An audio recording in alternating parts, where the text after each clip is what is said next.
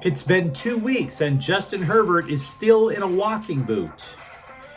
The first step to recovery is admitting you have a problem. The Dodgers kind of admitted that in regards to their injured starting pitchers, and Malachi Nelson can't give a straight answer as to why he left USC football. Good morning. I'm James. This is your daily dose of sports and snark for the greatest sports city in the world, Los Angeles. This is the faithful Angelenos morning report. And so it's August 14th, 2024, still in Southern Illinois for a couple of more days, and then it will be farewell and back to home. If you like being in the know about LA sports, click the like button. Click the subscribe button. There's a notification bell. Hit that. It'll let you know when we drop new content. Sharing is caring. Let people know we exist. And by all means, comment. Now, before we go through the news and notes, a look at the scoreboard. The Dodgers hit 4 home runs. They slapped Milwaukee around once again, 7-2. Lovely evening. Absolutely lovely. Meanwhile, the black and gold, LAFC, have advanced to the quarterfinals of the League's Cup Cash Grab Tournament with a 4-1 victory over San Jose. Dennis Bouanga scored twice. Today, the Dodgers are at Milwaukee again at 5. Walker Buehler makes his return from the injured list. His record is 1-4 with a 5.84 ERA. Frankie Montas is 4-8 with a 5.01 ERA. And what do you say? We get to the news. So Justin Herbert's still in a walking boot. They said he would be in one for 2 weeks. And, well, it's 2 weeks. Not to split hairs. It's day 14. Now, I don't know if what I'm about to tell you is either a sign of Herbert's progress or mental instability on the Chargers staff, but the Bolts had him take snaps from the shotgun formation Tuesday while wearing the boot. Is that really the best way to approach things? I don't know. Not a football coach. Worked in healthcare. I do know if you're wearing a walking boot, that pretty much means they don't want you on your foot. Now, I know Jim Harbaugh wants them to play physical. I would sincerely hope this included a don't touch the guy who can barely stand rule. But I would say I understand because any progress from Herbert at all matters a ton. Because the Bolts offense has looked absolutely dreadful with Easton Stick at the helm.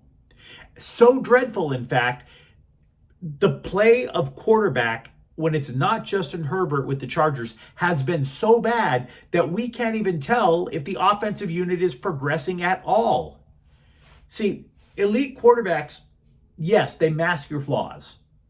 Absolutely. They can make plays happen when absolutely nothing was happening. I'm a USC fan. That's what Caleb Williams was able to do for that program last year.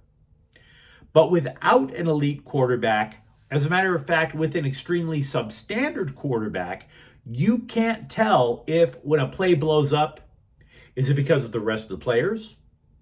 Is it the backup quarterback missing the read? Maybe even the coaches aren't calling plays that are good enough for the personnel. You don't know.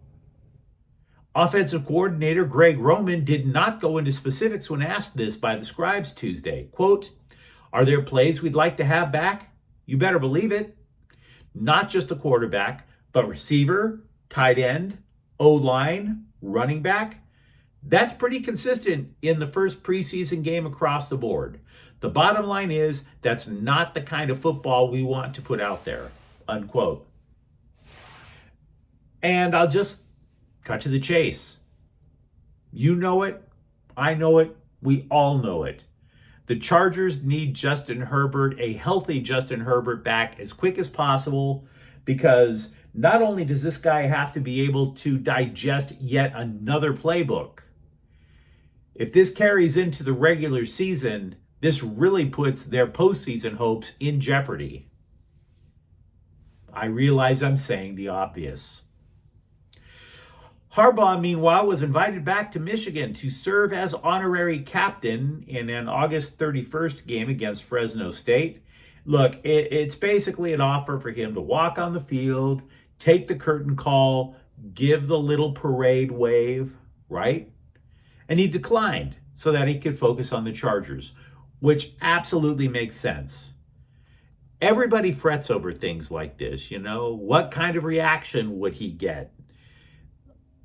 I don't know why people are asking that question. Let's be real. Who the hell is going to boo Jim Harbaugh? Where was Michigan for years before Harbaugh arrived? It wasn't just a matter of the Wolverines not making the college playoffs. They would get smoked by Ohio State. Smoked so bad, like when the DEA sets fire to a mountain of confiscated marijuana. That kind of smoke. I mean, seriously, ask yourself, what kind of reaction would USC fans give Pete Carroll? Exactly. River Ryan, as mentioned here repeatedly, will undergo Tommy John surgery. It's been scheduled for next week. He's most likely gonzo until 2026. But hey, by that time, multiple Dodger pitchers will be coming back from their Tommy John surgeries, right? Dustin May, Tony Gonsolin. It's literally a revolving door in and out of the operating room. Every year, another 5 pitchers will have their elbows cut open while another 5 come back with a smile on their face and a scar on their arm. Doesn't matter that the Dodgers have used the most starting pitchers of any major league team this season at 17. 17. That is more than 3 entire starting rotations that the Dodgers have put out there. Does it matter that an entire rotation are currently sidelined as a result of Tommy John surgery? Ryan, Gonsolin, May, Emmett Sheehan, Kyle Hurt. Now, if it does matter, the Dodgers front office is at least claiming they got the memo. And believe me, as a Dodger fan, it matters to me. I want them to win the world title, right? If you're constantly having to rebuild your starting rotation during the season on the fly, what happens when it blows up at the end of the year? Which, by the way, is exactly what happened and one of the main reasons that they got swept by the Arizona Diamondbacks. General Manager Brandon Gomes said, quote, "We're looking into it and trying to figure it out. Is there an acute thing? Is there an overarching issue to it? Right now, I wish I had more answers, but we continue to dig. We're seeing it across the industry. We feel it more acutely when it happens to us," unquote. And what I like about that quote is that it almost sounds like they're taking responsibility for it, because they totally didn't. It just sounded like they did. Look, we have been talking about this for months. Pitches, there are certain pitches that are known to hurt your arm. For example, the split finger fastball. Tony Gonsolin likes it.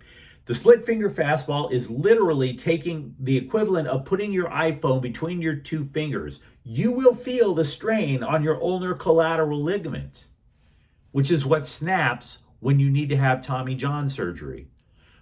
Other pitches that can do damage to your arm very quickly include the sweeper, keep that one in mind, cut fastballs and sliders. Ryan likes sliders and cutters. We already mentioned Gonsolin and the split finger fastball. But back in 2021, the sweeper was called by insiders in Major League Baseball to be the Dodgers slider. In other words, the Dodgers are intentionally making pitchers throw pitches that will lead to Tommy John surgery. Does everybody outside of the Dodgers throw the sweeper?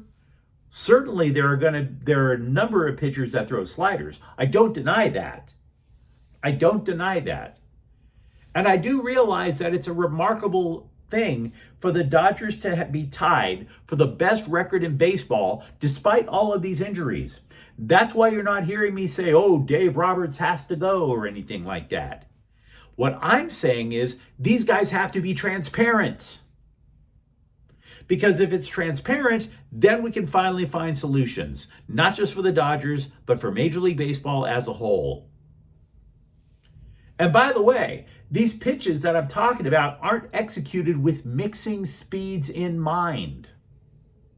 This is not Greg Maddux going into the low 80s up into the mid 90s. Everything is gunned in there. When you are as reliant on analytics as much as the Dodgers are, you understand that a lot of run prevention boils down to keeping people off base. And the most effective way to keep a person off base is to strike them out. The most efficient way to strike people out is to throw hard pitches that break at the last instant. You don't need Dr. House to solve that medical mystery.